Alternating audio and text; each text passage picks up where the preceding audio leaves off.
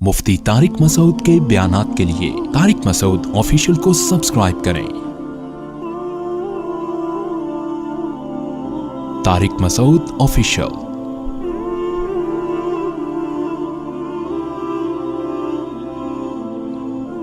हम सब भाइयों और वालिद साहब का कारोबार एक ही है, मगर वालिद साहब ज़कात हिसाब करके नहीं निकालते, अपनी तरफ से अख्पल तरीके से निकालते हैं और हमारी बात भी नहीं सुनते। क्या इसका गुनाह हमें भी होगा? इसकी वजाहत कर दें। जब वालिद साहब और भाइयों का एक ही कारोबार है तो वो टोटल वालिद साहब ही का है। इस खुशफहमी में हरगिज़ ना रहें कि वो आपका भी है। अल्लाह ना करे अब्बा का इंतकाल हो गया तो बहनों का पूरा उसमें से हिस्सा निकलेगा। ये खूब अच्छी तरह खोपड़ी में बिठा ले हुए बात। आज ये होता है, मैं बार बार ये मसला बता चुका हूँ, लेकिन खोपड़ी में बैठ नहीं रहा लोगों के। अब्बा का बिज़नेस था, दुकान थी छोटी सी गुटके की, आपने उसको तरक्की देकर एक बहुत बड़ा शॉपिंग हॉल बना दिया और लाखों करोड़ों का बिजनेस बना दिया। तो अब्बा के मरने के बाद आपको सवाब के अलावा कुछ भी बोलो नहीं मिलेगा। हाँ, वो सारा, क्योंकि इसमें आप अब्बा के मुआविन और मददगार हैं, और मुआविन और मददगार को एग्रीमेंट के बगैर सिर्फ सवाब मिलता है। और एग्रीमेंट भी वो होगा जो क्या मतलब एग्रीमेंट ये कर सकते हो आप कि अब्बा मैं जो आपकी दुकान में इतनी मेहनत कर रहा हूँ तो बिजनेस में या तो मुझे शरीक करो, इतने % बिजनेस का मुझे मालिक बनाओ। बात आ रही है समझ में? मुझे मालिकाना हुकूक दो, या फिर मेरी अलग से तनख्वाह रखो इसमें। तो ये दो काम आपको करने पड़ेंगे, वरना अब्बा के बाद ये पूरा तकसीम होगा। तो आपको ये नहीं होगा कि मैंने इतनी मेहनत की है तो बैठ के पेड़े खाता था, इसको तो मैं 3 दफ़ा मेरे पास केस आते हैं ना कि हम तो इसको समझा रहे थे, ये तो कमबख्त उठता नहीं था अब्बा की फैक्ट्री में, आज तक ये कील भी जाके इस कमबख्त नहीं ठोकी, अब विरासत लेने खड़ा हुआ है। विरासत तो मैं कहता हूँ वो तो सही है, अब्बा का बेटा तो है ना, ये जब बेटा है तो विरासत तो मिलेगी, चाहे कील ठोकी हो या नहीं ठोकी हो। कील ठोकने और ना ठोकने का विरासत से कोई ताल्लुक नहीं है, पूरी विरासत मिलेगी। तो कह रहे हमने जो इतनी मेहनत की, लोगों का फिर सवाल होता है हमने जो दिन रात एक कर दिए फैक्ट्री को आसमान तक पहुंचाने में, तो हमें क्या मिलेगा? मैं फौरन कहता हूं आपको सवाब मिलेगा, सवाब के अलावा आपको कुछ भी नहीं मिलेगा। तो पैसे मिलते हैं या तो शिरकत की बेस पे कि आपका भी हिस्सा उसमें शेयर हो आपका, इसके अलावा नहीं मिलते पैसे, समझते हो? अच्छा, एक बहुत अहम, ये इसमें खास तौर पे इनको बोलें क्लिप बनाएं, ये बहुत बड़ा मसला है, बहुत फड्डे हो रहे हैं इस पे। बाप बहुत दफा ये करता है, इस पे लाजमी क्लिप वाला किधर बैठा हुआ है? जहां भी है बहरहाल, ये बहुत इंपॉर्टेंट क्लिप है, इसको बहुत ज्यादा फैलाना है क्योंकि ये बहुत फड्डे हो रहे हैं घरों के अंदर। अब्बा ये करते हैं कि जिंदगी में, भाई मोबाइल ना खोलें, जिंदगी में किसी बच्चे को ये कहकर विरासत से दस्तबरदार कर देते हैं कि तुम ये दुकान ले लो या ये फ्लैट ले लो और स्टैम्प पेपर पे लिख के दे दो कि अब मेरे मरने के बाद तुम्हारा मेरी विरासत में कोई हिस्सा बोलो नहीं होगा। ये दुकान आज से तुम्हारी हुई या इतने पैसे तुम्हारे हुए, ये तुम्हें हैंड ओवर किया मैंने, और अब तुम्हारा मेरे से एग्रीमेंट और दूसरे भाइयों से एग्रीमेंट है, सबके सिग्नेचर हो गए कि अब इस भाई का, क्योंकि हमने ज़िंदगी में इसको इसका हिस्सा दे दिया है, अब मरने के बाद ये हिस्सा लेने का मुजाज नहीं है। तो जब ये काम हो जाता है, अब्बा का इंतकाल हो जाता है, तो जब किसी भी दारुल इफ्ता से फतवा लिया जाता है तो फतवे में लिखा होता है इसका बिल्कुल इतना ही हिस्सा दोबारा से होगा जितना दूसरे भाइयों का हिस्सा है। फिर लोग कहते हैं यार ये क्या हो रहा है, फिर मेरे पास लाके स्टैम्प पेपर दिखा रहे होते हैं कि भाई इसने तो खुद लिखा था कि मैं विरासत मरने के बाद हिस्सा नहीं लूंगा, अब ये किस बेस पे मांग रहा है? हम कहते हैं इसका पूरा हक है मांगने का। नहीं आ रही बात, मेरा ख्याल है, क्योंकि जिंदगी में विरासत मुआफ करने से मुआफ नहीं होती। वजह उसकी है कि जो हक अभी तक बना ही नहीं है, पहले से उससे दस्तबरदारी हो ही नहीं सकती। इसकी मिसाल ऐसे है, आप लियारी से आते हैं ना, माशाअल्लाह बील गबूल साहब आए थे, वो कोई बयान रखवा रहे थे लियारी में, मेरे पास उसने नंबर मिस हो गया है, राब्ता है आपका उनसे? ऐसा ना वो फ़ोन कर रहे हो, मैं फ़ोन नहीं उठाता ना, मुझे नोन नंबर का, मैं नंबर सेव करना, तो आप ज़रा राब्ता करें, ठीक है? तो अच्छा हुआ याद, लियारी से याद आया मुझे। तो क्या कह रहा था मैं? हाँ, विरासत का बता रहा था कि नहीं, विरासत में क्या बता रहा था? पहले से अगर आपने हिस्सा الگ کر دیا. ہاں میں یہ مثال دے رہا تھا کہ یہ ان پر آیا تھا, میں اصل میں تو اس چکر میں آیا تھا کہ یہ لیاری سے آتے ہیں ماشاءاللہ. میں نے ان سے کہا کہ آج کے بعد اگر آپ مجھ سے قرضہ لیں گے یا فیوچر میں آپ مجھ سے کوئی قرضہ لیں گے, نہیں اور آسان کر کے بتاتا ہوں کہ میں نے آپ کو 1 لاکھ روپے معاف کر دیے. یہ کہیں بھائی میں نے آپ سے 1 لاکھ لیے ہی نہیں تو معاف کیوں کیے, کچھ معاف کیسے کر دیے؟ میں کہتا ہوں ابھی لیے نہیں, لیکن ہو سکتا ہے کبھی لے لو, ہو سکتا ہے کبھی لے لو. اب اتفاق ہوا کہ ایک دن انہوں نے لے لی 1 لاکھ روپے. اب میں گیا, بھائی میرے 1 لاکھ روپے واپس کر. انہوں نے کہا آپ نے پہلے کہا تھا کہ 1 لاکھ میں نے کیا کر دیے, معاف کر دیے. تو یہ ان کی بات شریعت نہیں سنتی, اس لیے کہ معاف وہ حق کیا جاتا ہے جو ثابت ہو چکا ہو. جب یہ 1 لاکھ روپے لیں گے, ان پر 1 لاکھ واجب ہو جائیں گے, ان کے ذمے ہو جائیں گے, پھر مجھے یہ حق حاصل ہے کہ میں چاہوں تو لوں, چاہوں تو معاف کر دوں. ایک چیز ابھی ہوئی نہیں ہے تو پہلے سے معافی نہیں ہوتی. آپ نے اناؤنسمنٹ کر دی آج کے بعد کوئی بھی مجھ سے کوئی بھی چیز خریدے گا تو جتنے کی بھی خریدے گا میں نے پہلے سے پیمنٹ معاف کر دی ہے, تو یہ معاف نہیں ہوتی. اس لیے کہ جب آپ اس کو ایک چیز بیچیں گے تو اس کے ذمے قرض آئے گا, دین آئے گا. جب حق آئے گا اس آنے کے بعد آپ معاف کریں گے تو معاف ہوگا, آنے سے پہلے معاف نہیں ہوتا. تبھی میں یہ جو دوسری شادی کرتے ہیں نا, ان میں ایک گڑبڑ یہ بھی ہوتی ہے, یہ کیا کرتے ہیں کہ پہلے سے بیوی سے حقوق معاف کروا لیتے ہیں. کیا کروا لیتے ہیں؟ بولو نا, حقوق معاف. کہ بھائی ہم تمہاری باریاں نہیں دیں گے, ہم تمہیں رات میں برابری نہیں کر سکتے, ہم ساری زندگی چھپن چھپائی کھیلیں گے, چھپا کے رکھیں گے اور خرچہ بھی نہیں دیں گے یا تھوڑا خرچہ دیں گے. یہ حقوق معاف کروا لیتے ہیں, ہو جاتے ہیں معاف. یعنی معاف کا مطلب کس طرح سے ہو جاتے ہیں بھی بتا رہا ہوں. شادی ہو گئی, اب یہ باریاں بھی نہیں دے رہے, ٹائم بھی نہیں دے رہے, بیوی مطالبہ کرتی ہے تو یہ کہتے ہیں تم نے تو پہلے معاف کرا لیا ہے. تو معاف ہوا نہیں ہے, یاد رکھو, کیونکہ ایک حق ابھی آیا نہیں ہے تو معاف کہاں سے ہو گیا. نہیں آ رہی میرا خیال ہے بات سمجھ میں. کیونکہ جب آپ ایک بیوی کے پاس جاؤ گے تو پھر آپ پر واجب ہوگا کہ دوسری بیوی کے پاس رات گزارو. یہ واجب ہوگا تو اس کے بعد وہ معاف کرے گی تو معافی ہوگی, اور وہی رات معاف ہوگی, اگلی والی پھر بھی معاف نہیں ہوگی. نہیں آ رہی بات سمجھ میں, کیونکہ ایک حق ابھی ہوا ہی نہیں ہے نا. ایڈوانس میں معافی نہیں ہوتی اسلام میں, ایڈوانس میں نہیں معافی ہوتی. حق آئے گا, جیسے مہر ہے, ابھی کہیں شادی ہوئی نہیں, آپ نے خاتون سے کہہ دیا کہ میں تمہیں 1 لاکھ روپے مہر دوں گا. اس نے کہا میری طرف سے معاف ہے, چلو شادی کر لو. شادی کر کے پھر مہر واجب ہو جائے گا, کیونکہ ابھی واجب ہوا ہی نہیں ہے تو پہلے سے ایڈوانس کی معافی کا اعتبار نہیں ہے. ہاں یہ ضرور ہے کہ آپ جب مہر واجب ہوگا تو آپ اس کو کہو گے کہ دیکھو تم نے معاف کر دیا تھا, اب اخلاق و مروت کا تقاضا یہ ہے کہ میں تو اسی چکر میں آ گیا تھا کہ تم کیا کر دیا معاف, وہ تو قاضی صاحب نے پھر دوبارہ رکھ دیا, تو اب ایکسکیوز می پلیز آپ یہ مجھے کیا کر دو, معاف کر دو. تو اس بیس پر اس کو رغبت دلانا یا یہ کہنا کہ اخلاقیات کا تقاضا ہے کہ آپ معاف کر دیں, وہ ایک الگ بات ہے, لیکن رائٹ نہیں ہے آپ کا. سمجھتے ہو کہ نہیں سمجھتے ہو؟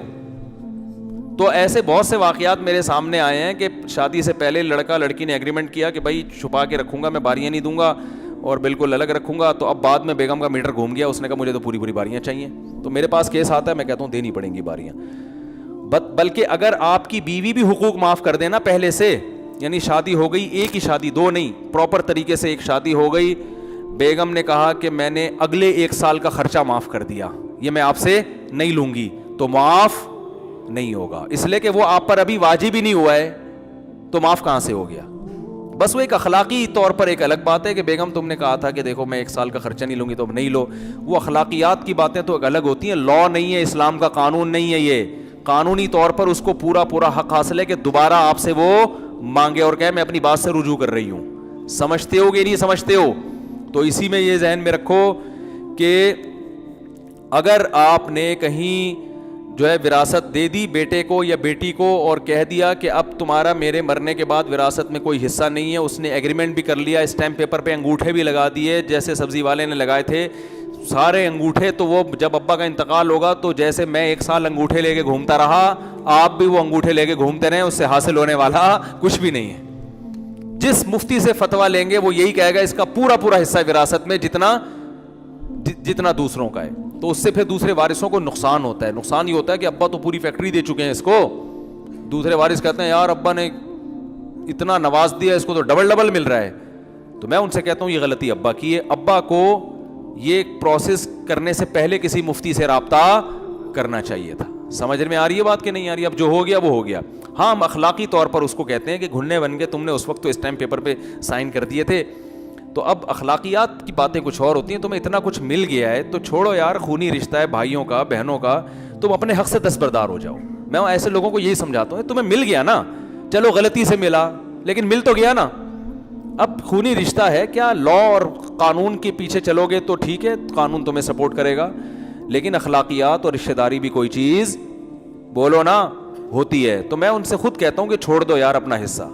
میں ان کو بتاتا ہوں, بھائی میں آپ کی جگہ ہوتا تو شاید چھوڑ دیتا کہ یار جب تمہیں مل گئی, اتنی بڑی فیکٹری مل گئی, طارق روڈ کی دکان مل گئی, تمہیں فلیٹ مل گیا, تو اپنا حصہ خود اپنی خوشی سے دوسروں کو دے دو کہ یار میرے ابا نے مجھے دے دیا تھا. لیکن قانونی حق بہرحال حاصل ہے, تو اس لیے کہ وراثت ایسا حق ہے جو مرنے کے بعد لازم ہوتا ہے. باپ کی زندگی میں وارثوں کا کوئی حق باپ کی جائیداد میں نہیں ہے ہی نہیں, تو معاف کہاں سے ہو گیا؟ سمجھ میں نہیں آ رہی بات؟ اب اس کا ایک تدبیر بتاتا ہوں, اگر یہ اس کی ضرورت پیش آ جائے تو کرنا کیا چاہیے پھر. بعض دفعہ یہ ہوتا ہے کہ ایک پخروٹی ہوتا ہے, وہ کباب میں ہڈی بنا ہوتا ہے, سب چاہ رہے ہوتے ہیں ابا اس کو زندگی میں کیا کر دو, الگ کر دو, یہ بعد میں ٹینشن بنے گا یہ بندہ ہمارے لیے, اس کو کاروبار سے نکالو, سب چیزوں نکال کے اس کو ابھی سے الگ کر دو. تو اس کا ایک تدبیر یہ ہے کہ باپ یہ دیکھے کہ بھائی میری ٹوٹل جائیداد کتنی ہے, اگر آج میں اللہ نہ کرے مر جاتا ہوں تو کس وارث کے حصے میں کتنے پیسے آ رہے ہیں. اگر آج میری انتقال ہو جاتا ہے تو کس وارث کے حصے میں کتنے پیسے آ رہے ہیں. مثال کے طور پر باپ نے سب کو بلایا, بٹھایا, بیٹوں کو, بیٹیوں کو, بیگم کو, سب کو بٹھایا, بولا بھائی ابھی تو کوئی حصہ نہیں ہے کسی کا, نہ 8 لوگ کہتے ہیں نا اپنے زندگی میں اس کا حصہ دے دیا تو زندگی میں حصہ ہے ہی نہیں. یہی وجہ ہے کہ باپ جب زندگی میں وراثت تقسیم کرے گا تو 2 اور 1 کے تناسب سے نہیں بلکہ برابر برابر, کیونکہ وہ وراثت نہیں ہے بلکہ وہ گفٹ ہے. اور گفٹ میں, تحفے میں اصول یہ ہے کہ بیٹے اور بیٹی میں فرق کرنا ٹھیک نہیں ہے. بیٹی کو آپ 2 لاکھ دے رہے ہیں, بیٹی کو 1 لاکھ دے رہے ہیں, یہ غلط ہے. اس لیے کہ جب آپ گفٹ دے رہے ہیں تو جتنا گفٹ بیٹی کا ہے بیٹے کا ہے, بیٹی کا بھی اتنا ہی ہے. کیا ہو گیا یار؟ دیکھو باپ جب روٹی کھلاتا ہے تو ایسا ہوتا ہے کہ بیٹے کو 2 روٹی کھلائے گا, بیٹی کو 1 روٹی کھلائے گا کہ تم بیٹی ہو, ہے یہ جائز ہے باپ کے لیے؟ ظلم ہے یا نہیں ہے؟ بیٹے کو 2 آئس کریم کھلا رہا ہے, بیٹی کو کیا کھلا رہا ہے؟ 1 آئس کریم. ناشتے میں بیٹی عید پہ جو ہے نا بیٹے کو 2 جوڑے لے کے دے گا, بیٹی کو 1 جوڑے. یہ تو فرق ہو گیا نا, تو یہ فرق اسلام میں جائز ہے؟ ارے اولاد میں برابری کا حکم ہے نا, کیا ہو گیا یار؟ ایک تو پتہ نہیں کیا مرجھائے تو صبح 4 بجے آپ لوگ کو سب کو اٹھاؤں گا میں, تو بولو ذرا جان لگا کے بولو, نہیں ہے ایسے بولو, مجھے مزہ تو آئے بات کرنے میں. دیکھو اگر بقرعید عید پہ آپ اپنے بیٹے کے لیے 2 جوڑے سلواتے ہو عید کے, اور بیٹی کے لیے 1 جوڑا, تو یہ ظلم ہے یا نہیں ہے؟ کیونکہ حدیث میں آتا ہے سووا بین اولادکم, اپنی اولاد میں کیا کرو برابر. بیٹا اور بیٹی کی بیس پہ فرق کرنا شریعت میں جائز نہیں ہے, یہ فرق نہیں ہے اسلام. مرنے کے بعد اللہ نے وراثت میں فرق رکھا ہے, اس میں بہت ساری حکمتیں ہیں, وہ ایک الگ ٹاپک ہے. زندگی میں باپ کو یہ اجازت نہیں ہے. ہاں ضرورت کی بیس پہ فرق کیا جا سکتا ہے. بیٹی کو بعض دفعہ ضرورت زیادہ ہے, اس بیس پہ اس کو دے دیا, اس لیے نہیں کہ بیٹی ہے بلکہ اس کو ضرورت زیادہ ہے. تو جیسے بیٹی کو اگر ضرورت زیادہ ہے اس بیس پہ اس کو زیادہ دیا جا سکتا ہے, تو بعض دفعہ بیٹے کو ضرورت زیادہ ہوتی ہے تو اس بیس پہ بھی اس کو دیا جا سکتا. مثال کے طور پر ایک بیٹا معذور ہے, باپ کو پتا ہے بھائی یہ نہیں کما سکتا, یہ نہیں, تو میں طارق روڈ کی پوری دکان اس کو دے رہا ہوں تاکہ زندگی بھر یہ بیٹھ کے کرایہ کھائے. اب دوسرے بیٹوں کو نہیں دے رہا دکان, وجہ کیا بھائی؟ تمہاری تو دونوں ٹانگیں سلامت ہیں, یہ تو میرے بعد رل جائے گا. تو یہ جو اس کو دکان دی جا رہی ہے طارق روڈ کی, یہ بیٹا ہونے کی بیس پہ نہیں بلکہ معذور ہونے کی. تو کوئی ضرورت, اس لیے فقہا نے یہاں بھی لکھا ہے خدمت کی بیس پہ بھی کسی کو زیادہ دے سکتے ہیں. یہ زندگی کی بات ہو رہی ہے, مرنے کے بعد تو وصیت جائز نہیں ہے وارثوں کے لیے. باپ زندگی میں یہ وصیت نہیں کر سکتا کہ میرے مرنے کے بعد اس کو یہ والی دکان دے دینا, اس کو یہ والی دے دینا. یہ وارثوں کے لیے یہ وصیت کالعدم ہے شریعت میں. جو اللہ نے حصے متعین کیے وہی ملیں گے ان کو. ابا کی رائے اس میں نہیں چلے گی, نہ ابا کی خواہش چلے گی. لوگ آ رہے ہوتے ہیں کہ میری اماں کی خواہش تھی کہ یہ جو ہے نا یہ فلیٹ میری منجلی بیٹی کو ملے, تو میں کہتا ہوں بس وہ خواہشات لے کے دنیا سے چلی گئی ہیں. وہ اسٹیمپ پیپر پہ لکھ کے بھی جاتی تو نہیں ملتا. یہ وصیت حدیث میں آتا ہے وارثوں کے لیے وصیت جائز ہی نہیں ہے, کالعدم ہے, اس کی کوئی حیثیت نہیں ہے. وہ اللہ نے حصے جو متعین کیے وہی ملیں گے, چاہے وہ بیٹے نے خدمت کی ہو یا ایک نمبر کا بدماش بیٹا ہوگا, اس کو بھی اتنی ہی وراثت ملے گی جتنی ایک نمبر کے خدمت گزار کو ملے گی. لیکن زندگی میں باپ جو وراثت دیتا ہے وہ وراثت نہیں ہوتی بلکہ وہ کیا ہوتی ہے؟ گفٹ. اس پہ گفٹ کے حکام ہے. تو گفٹ میں اصل حکم یہ ہے کہ اولاد میں برابری کی جائے. ہاں خدمت کی بیس پہ کسی کو زیادہ دیا جا سکتا ہے, یہ بہت خدمت گزار ہے, اس نے میری بڑی خدمت کی ہے, چل بیٹا یہ تو کچھ پیسے, تو 3 پراٹھے وہاں سے کھا لینا, ٹھیک ہے نا, یہ زیادہ دیا جا سکتا ہے. یا معذور ہونے کی یعنی ضرورت کی بیس پہ, دینداری کی بیس پہ بھی دیا جا سکتا ہے. ایک شرابی کبابی ہے, ایک چلے 4 مہینے میں چلا رہتا ہے, تو آپ کو پتہ ہے یار اس کو زیادہ دوں گا تو یہ آخرت میں ذخیرہ بنائے گا, اس کمبخت کو دوں گا یہ پان گٹکے میں اڑا دے گا, تو دینداری کی بیس پہ بھی زیادہ دیے. یعنی اس میں اولاد کے ساتھ خامخواہ کی برتری نہیں ہو رہی بلکہ کسی بیس پہ ہو رہی ہے. تو اس میں بیٹی کو بھی زیادہ دیا جا سکتا ہے اور بیٹے کو بھی. بیٹی غریب گھرانے میں چلی گئی, شوہر اس کا بہت غریب ہے, کھانے کو روٹی نہیں ہے, گزارا نہیں ہو رہا, تو باپ نے اس کو تھوڑا زیادہ دے دیا کہ بھائی یہ بیٹے تو میرے اسٹیبل ہیں, یہ بیچاری غریب ہے, تو اس کو. تو یہ زندگی میں جس کو وراثت کہا جاتا ہے وہ وراثت نہیں ہوتی, وہ کیا ہوتا ہے؟ گفٹ ہوتی ہے. خوب اچھی طرح کھوپڑی میں بٹھا لیں یہ. اب میں اپنی بات کی طرف آتا ہوں کہ اصل حکم کیا ہے کہ جیسے جب بھی آپ زندگی میں وراثت تقسیم کریں گے تو اس میں آپ کیا کریں گے؟ برابری. بیٹا اور بیٹی میں فرق ٹھیک نہیں ہے. تو اب یہ نہیں ہوگا کہ 2 لاکھ روپے بیٹے کو ملیں گے اور 1 لاکھ روپے بیٹی کو. لوگ یہ گڑبڑ کر رہے ہوتے ہیں زندگی میں, کیونکہ بیٹے سے کہتے ہیں تمہارا حصہ ہم نے مفتیوں سے معلوم کروایا 2 لاکھ بنتا ہے, اور بیٹی کا 1 لاکھ بنتا ہے, یہ 2 لاکھ پکڑو پتلی گلی سے نکلو, اور بیٹی کو پکڑا 1 لاکھ پتلی گلی سے نکلو, ہم نے وراثت جلدی دے دی ہے. تو اسلام اس کو وراثت نہیں مانتا. آپ زندہ ہیں تو وراثت کہاں سے ہو گئی؟ اسلام کہتا ہے یہ گفٹ ہے.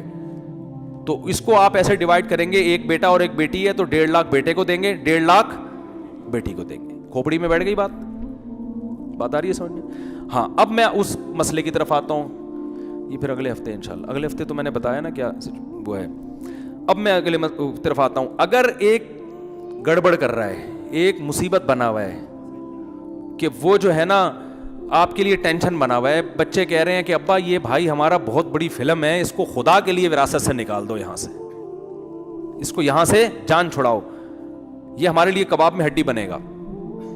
یا بعض دفعہ ایک بیٹے کو بڑے اماؤنٹ کی ضرورت ہوتی ہے, وہ کہہ رہا ہوتا ہے ابا آپ کے انتقال کے تو مجھے کچھ چانسز لگ نہیں رہے. ایسے نالائق بیٹے بھی ہیں نا دنیا میں. آپ تو ابھی لگ رہا ہے کہ کورونا کی 3 لہریں آ کے گزر چکی ہیں, آپ الحمدللہ آپ کو ایک کھانسی بھی نہیں آئی. تو اب یہ ہے کہ مجھے ایجوکیشن کے لیے پیسوں کی ضرورت ہے, مجھے گھر بنانا ہے, مجھے یہ کرنا ہے, مجھے وہ کرنا ہے, اور آپ اگر مجھے پیسے دیں گے تو دوسرے بھائیوں کو غصہ آئے گا کہ ابا آدھی جائیداد تو آپ نے اٹھا کے اس کو پکڑا دی ہے, ہمارے لیے تو کچھ چھوڑا ہی نہیں. ٹھیک ہے ابھی نہیں مرے تو کل تو جائیں گے نا. تو دوسرے بھائیوں کو اس میں تکلیف ہوتی ہے اور ہونی بھی چاہیے کہ ابا سارے پیسے ایک کو دے رہے ہیں آپ. تو اس کا طریقہ یہ ہے کہ باپ پھر یہ بیٹھے اور یہ غور کرے کہ آج اگر میری ڈیتھ ہو جاتی ہے, فرض کر لو, تو ان کا کس کا کتنا حصہ بنتا ہے, یہ علماء سے معلوم کروائے اور قیمتیں لگوائے پراپرٹی کی اسٹیٹ ایجنٹ سے, اور لم سم سب کو بٹھا کے لکھوا لیا کہ اللہ نہ کرے آج میں اگر مر گیا تو بھائی تمہارے 1 کروڑ بنتے ہیں, تمہارے 50 لاکھ بنتے ہیں وغیرہ وغیرہ, یا 1 کروڑ کو کم کر لو 1 لاکھ پہ لے آؤ, 1 لاکھ روپے بنتے ہیں, اس کے 50,000 بنتے ہیں. تو اب تمہیں ایجوکیشن کے لیے پیسہ چاہیے, لیکن میں چاہ رہا ہوں کہ تمہیں میں پیسہ دوں اس طور پر کہ پھر میرے مرنے کے بعد, کیونکہ ہم نے علماء سے سنا ہے آج میں تمہیں 1 لاکھ روپے دوں گا, کل مر گیا تو پھر سے تمہیں 1 لاکھ ملیں گے. آج میں تمہیں 1 کروڑ دوں گا تو آج مر گیا تو دوبارہ سے تمہیں 1 کروڑ الگ سے پھر ملیں گے. تو اتنے پیڑے کھانے کی ضرورت نہیں ہے. تو اس کا طریقہ یہ ہے کہ اس کو قرض دے دیا جائے, اور قرض اس طور پر دیا جائے کہ جب تمہارا وراثت کا حصہ ہمارا بٹے گا تو اس میں سے یہ پیسے مائنس کیے جائیں گے. بات آ رہی ہے سمجھ میں؟ آپ کہہ سکتے ہیں کہ بھائی ابا کا اگر 20 سال بعد انتقال ہوا تو اس وقت تو 1 کروڑ کی ویلیو کچھ ہوگی نہیں, تو 1 کروڑ کاٹ کے بھی اس کو ٹھیک ٹھاک مل جائے گا. تو اس کا طریقہ یہ ہے کہ پیسوں کی صورت میں قرض نہ دیا جائے بلکہ گولڈ کی صورت میں قرض دیا جائے. 1 کروڑ کا جتنا سونا آتا ہے, ابا بچے کو بولیں جا 1 کروڑ کا حیدری سے یا ڈیفینس سے یا کسی اچھی جگہ سے 1 کروڑ کا سونا خرید کے پہلے میرے پاس لے کر آ. شاباش, میرے لیے خرید, اپنے لیے نہیں خریدنا, لیکن اس کو نہ بھیجیں, وہ بھاگ جائے گا. بتا رہا ہوں کوئی بھروسہ نہیں ہوتا, وہ 1 کروڑ دے کر نکلو یار, ابا نے تو جانے کا کوئی پروگرام ہے نہیں, پتلی گلی سے نکل لو, لالچ میں آ جاتے ہیں. خود 1 کروڑ کا سونا خریدیں اور ٹکیا کی شکل میں کسی بھی شکل میں سب کو بلائیں, اسٹیمپ پیپر پہ لکھیں کہ میں اس کو اتنے تولے یا اتنے گرام سونا بطور قرض کے دے رہا ہوں. واپسی کی صورت یہ ہوگی کہ جب میرا انتقال ہوگا تو دیکھا جائے گا اس کا وراثت میں کتنا حصہ بنتا ہے. اگر حصہ زیادہ بنتا ہے, قرضہ کم ہے, تو جتنا زیادہ بنتا ہے وہ اماؤنٹ اس کو تھوڑی سی دے دی جائے, اور اگر پورا ہو جاتا ہے تو اس کا حصہ ختم ہو گیا, اور اگر زیادہ ہوتا ہے تو اس سے کچھ واپس لیا جائے. سمجھ میں آ رہی ہے بات کہ نہیں آ رہی؟ تو اس طرح سے کر لیا کریں. اللہ تعالیٰ سمجھنے کی عمل کی توفیق عطا فرمائے, مسافہ نہ فرمائے. مجھے کہیں بہت ضروری کام سے نکلنا ہے. وما علینا الا البلاغ.